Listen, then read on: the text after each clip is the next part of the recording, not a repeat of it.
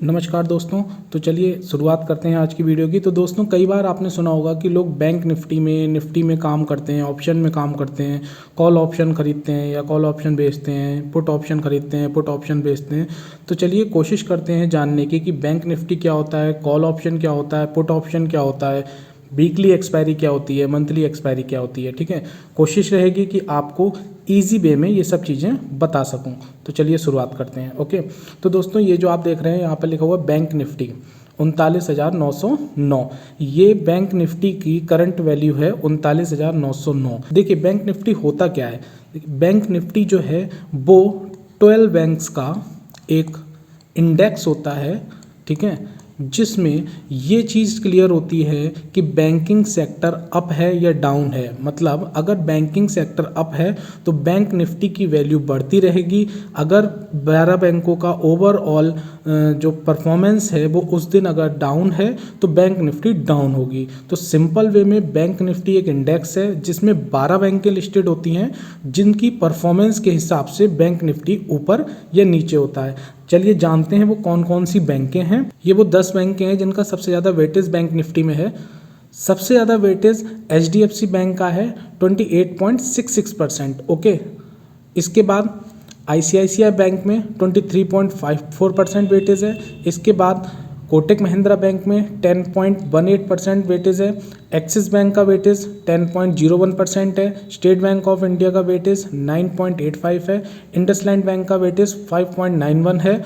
Bank of Baroda का weightage 2.62 है। AU small finance bank का वेटेज 2.49 है। फेडरल बैंक का 2.38% और बंधन बैंक का 1.55% वेटेज है।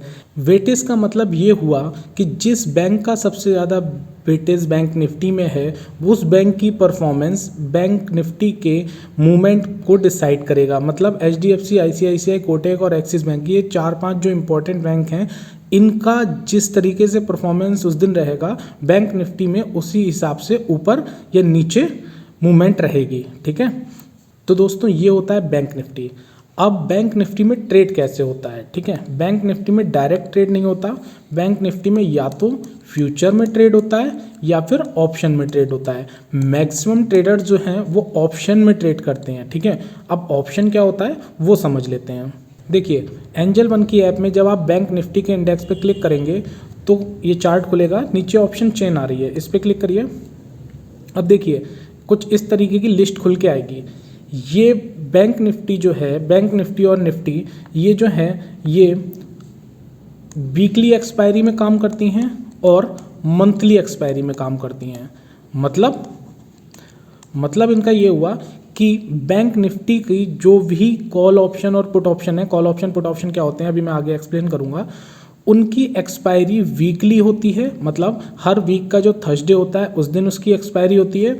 और मंथली एक्सपायरी होती है, मतलब मंथ का जो लास्ट थर्सडे होता है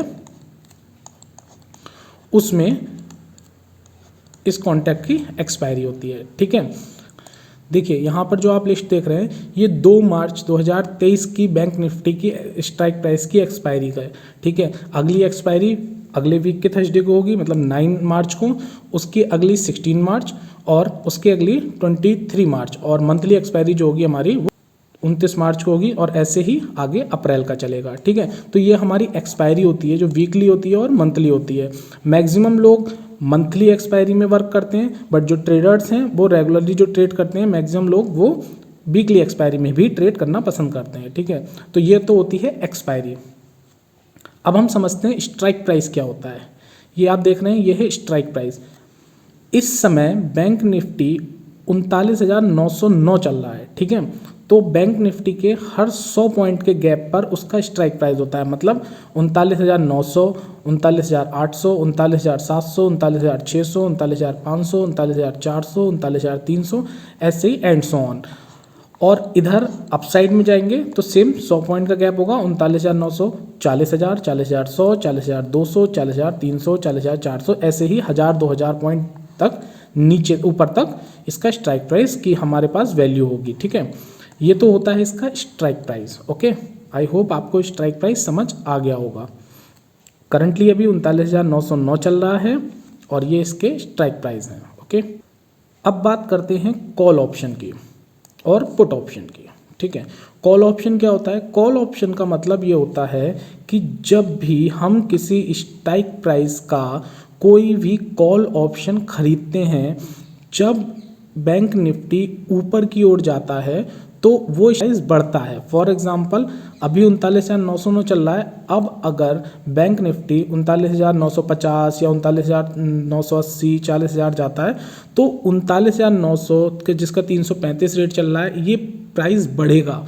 39,800 जिसका रेट 400 रुपये है ये प्राइस बढ़ेगा। 39,700 जिसका प्राइस 454 है ये प्राइस बढ़ेगा।